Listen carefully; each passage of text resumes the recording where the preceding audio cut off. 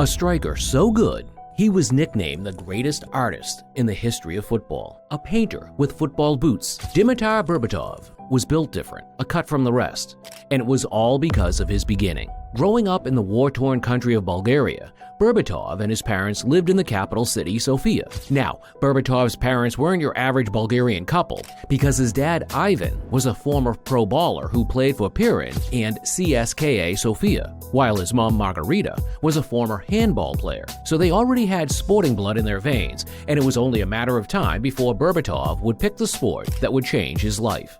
It's Dimitar Berbatov. Berbatov in for the kill. Berbatov! Oh, what about that? See, like other kids his age, Berbatov fell in love with football. Only difference was his passion drove him to extreme levels. Every day for 3 years, he would go outside and practice training, his first touch with just a ball and a wall, elite mentality. He had dreams of playing football and reaching the highest level, especially after watching Igor Stoichkov guide the national team to the 4th place World Cup finish in 1994. But watching Stoichkov didn't mean that he was his idol, because back in the day, Berbatov trained with 2 legends at the back of his mind, Alan Shearer and Marco van Basten. He loved Shearer for his ability to score goals from almost anywhere. But with Van Basten, he fell in love with his close control, football brain, and ability to think ahead of the other players. And once he combined both into his game, the Iceman was born. Berbatov soon got his chance at the big time, but trust me, it wasn't the way you'd think it was, because this wasn't your average professional contract. See, for most ballers, after signing for a new club, they usually get paid a signing-on fee to help them settle in. But for Berbatov, when he turned 18 and joined CSKA Sofia, instead of signing on money, he was paid with 22 pairs of football boots and 50 balls. Whoa. But this was only the motivation that kept him going, and pretty soon the signs were there that Berbatov was going to be a star. In his first season, he bagged 6 goals for Sofia, before adding 10 more to the number and making it 16 in his second year, including 7 goals in the UEFA Cup. And after bagging another 16 goals in his third year, Berbatov was one of the hottest names in the country. Some even said he was carrying his father's name by playing for Sofia, only he was the 2.0 and even better. Berbatov's skills and goals were beginning to catch the eyes of not just fans, but some dark ones too, because a few weeks later, Berbatov would soon experience the first big fight of his life. One day, on his way back from training, a black car approached him out of nowhere, stopped him, and some dude came out and said that he should hop in. Now, under normal circumstances, Berbatov would have declined the offer, but Bulgaria back then wasn't a normal place, so Berbatov entered, and after asking where he was being taken to, he soon got an answer, a restaurant. But as soon as the doors got opened, Berbatov realized he wasn't there for the food on the menu, but for something else, because the men in black all looked at him, showed him his seat, and just like that, Berbatov was in negotiation with the Bulgarian mafia. No, and he's driving me to a place, to a restaurant. He left me there and just go inside. So I go inside and I see a guy sitting on the table, big guy, and behind him another table, other 5 or 4 people sitting there. And he says, "Sit down, please." Jorge Iliv, at the time, was the most feared gangster in all of Bulgaria. But Jorge wasn't just a gangster. He was also a businessman and owned a club competing in the Bulgarian Pro League. Georgi quickly got down to business and made Berbatov understand why he was there. "I want you to join my team." Levski Justanil. Berbatov knew he couldn't say no straight away or he'd never make it out alive. So he bought some time. But in the weeks that followed after the meeting, the pressure became intense. On one hand, Berbatov couldn't leave Sofia. It was his dad's club, his family's club, and they loved him and treated him like a hero. So signing for the rival team with the most dangerous gangster in the country as the owner would be betrayal. But on the other hand, if he turned down Georgi's request, and the mafia could kill him. The situation was threatening to get out of control, and Berbatov turned to the only man he knew he could trust for help, his dad Ivan. And that's when he came up with a permanent solution to fix everything. "Georgi, if you stop asking my son to come play for your team, I will give you the link to Mr. Football's channel on YouTube and show you how to subscribe." You kidding? Boom, it worked. Just like that, Berbatov was off the hook. But this time, he knew he needed to leave Bulgaria soon, because after the stuff he'd faced, it was starting to mess with his head. But at that moment, I was feeling a bit, scared. I was 18, I was 18 and And by this time, his talent had become so clear that he had clubs struggling to get his signature. But it was Bayer Leverkusen who ended up signing him for 1.3 million euros.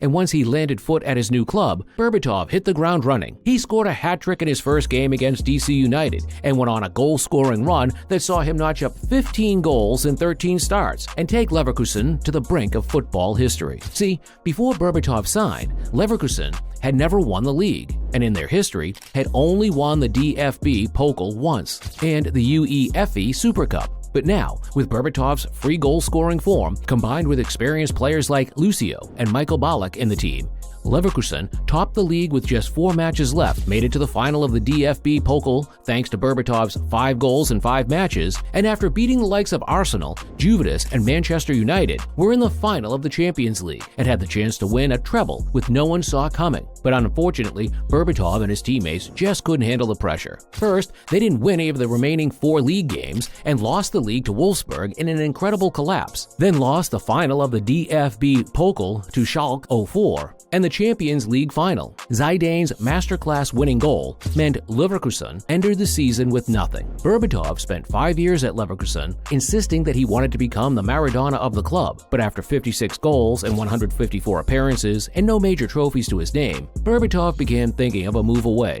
And this time, the interest in his services was even bigger. Manchester United, Juventus, Atletico Madrid, and even Bayern Munich all entered a bidding war to sign him, but in the end, Berbatov chose Tottenham Hotspurs, a move that left almost everyone confused. Well, almost everyone, but not Berbatov himself. At the time, Spurs hadn't qualified for the Champions League in 50 years and were averaging an 11th place position in the league, but it just seemed like Berbatov had mastered the ability to see beyond what was right in front of him, almost as if he knew he would strike an amazing partnership with Robbie Keane, because once he got to the club, they became an unstoppable duo. In his first season at Spurs in 2006 and 2007, Berbatov finished with a career-high 23 goals and 15 assists, won the club's Player of the Season award, made it to the League Teams of the Season, and even better, he received a Ballon d'Or nomination. The following year, he continued his fine form for Spurs with 23 goals and 14 assists, including 5 goals in the Europa League. But it was in a different competition Berbatov would cement his status as a Spurs legend by doing something not even Harry Kane managed to do, and that scored the winning goal in the 2008 League Cup final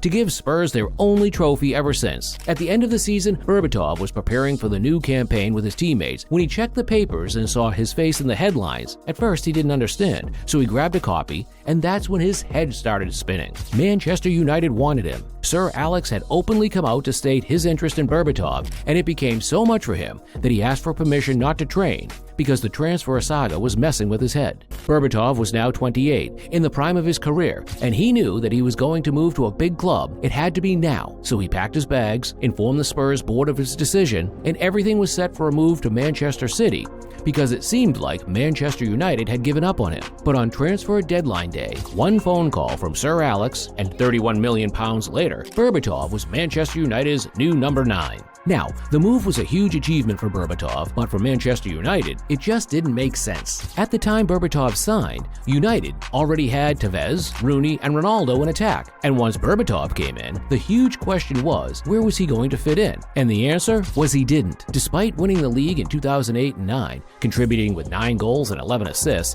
and adding a further 4 goals to help United reach the Champions League final against Barcelona in 2009, the truth was that Berbatov was different from any striker Sir Alex had ever come across, and he just didn't understand him. The United fans called him lazy because he refused to run, but what they didn't know was that on a personal level, Berbatov was dealing with something much bigger than football, because the demons from his past had come back to haunt him again. On his way back from training in 2009, Berbatov received a call from his mom, and it was terrible news. The mafia was back, and this time they were demanding over 500,000 euros for protection money. No, Berbatov's first thought was only to the police, but as soon as his sources told him that even the police might have a part to play in this, he didn't know where to go, and out of desperation, he took Sir Alex's private plane, flew to Bulgaria, and struck a secret deal with the mafia that involved them leaving his family alone and him not paying them a dime. But Sir Alex wasn't that compassionate, and soon after Berbatov arrived, Sir Alex began contemplating a move to get rid of Berbatov. But you see guys, while it seemed like everyone had given up on him, one man seemed to have faith in Berbatov at United, the technical trainer in Sir Alex's coaching team,